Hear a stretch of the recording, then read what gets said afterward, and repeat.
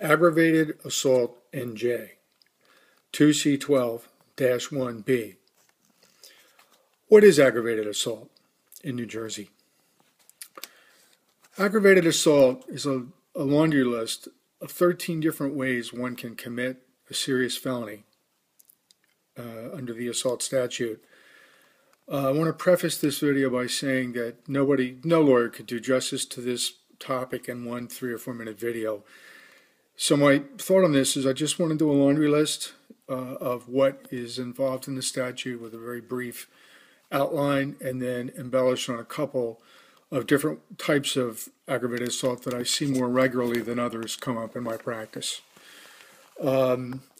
First, before I start, I'm going to get into the sentencing guidelines. You need to know that any fourth-degree crime, if you're convicted of that, it's punishable by monetary fines of up to $10,000, minimum 1 year, maximum 18 months jail time, and of course, a criminal record for a felony. In New Jersey, we don't call them felonies, we call them crimes, but they are felonies. A third degree is punishable by a fine of up to $15,000, minimum 3 years, maximum 5 years in prison, presumptive 4 years before you argue aggravating and mitigating circumstances at sentencing, and of course, a criminal record. Second degree is a very, very serious situation. It's a minimum 5 years, maximum 10 years in prison, presumptive 7 before you argue aggravating and mitigating circumstances. Of course, a serious criminal record, and the fine is elevated. I believe it's up to $75,000. So, having said that, let me just run through the laundry list of what conduct is prohibited by the statute and constitutes criminal acts. The first one, you might guess, it's generally aggravated assault is a much more serious version of simple assault. If you commit serious bodily injury or and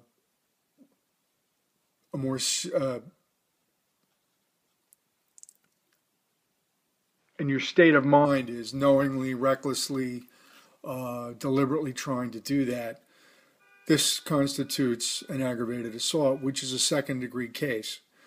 It's serious bodily injury plus intent to cause serious bodily injury. The second type of aggravated assault is bodily injury caused by a deadly weapon. You swing a golf club at somebody. It can be a third or a fourth-degree crime, depending upon what your mental state is when you're doing it. If it's negligent, I would imagine it's a fourth degree. If it's reckless, then or worse, or with knowledge or a purpose, then it's a third degree.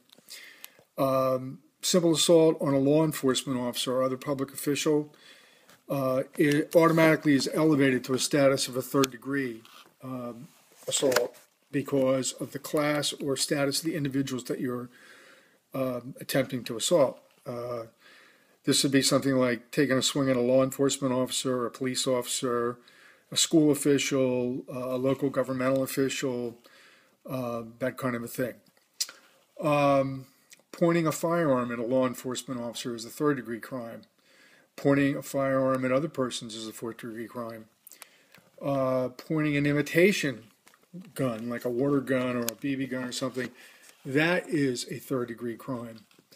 Also, pointing one of these, red beam laser-activated devices is also I believe it's a third-degree aggravated assault if you point it at a law enforcement officer. Well, why is that? Well, that's because he thinks you might be trying to shoot him. Okay, so that's a problem. Also, if you cause bodily injury by fleeing or eluding a police officer, in other words, you're running away because he's trying to arrest you, and you happen to hurt somebody else, even ever so slightly, it doesn't have to be a serious bodily injury. It is a second-degree aggravated assault. Then there's the one that I see mostly, and that is the assault by auto. I'll explain about this in a minute, but it has to do with operating a vehicle under the influence of alcohol or drugs and causing serious bodily injury because you shouldn't have been driving in the first place.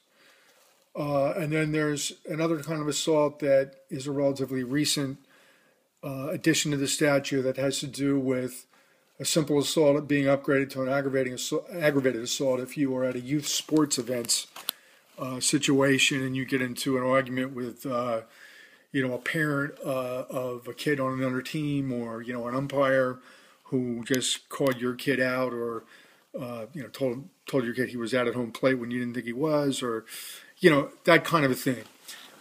Because of the situation of where you are and the people you're dealing with, those kinds of assaults are elevated to criminal offense. Now, Mr. Gravatt, how does this come up in most in your practice? Okay, I mostly see assault by auto in conjunction with DWI. This is where someone is, sloppy drunk, over .20, had 4 or 5 martinis, has no business driving a vehicle.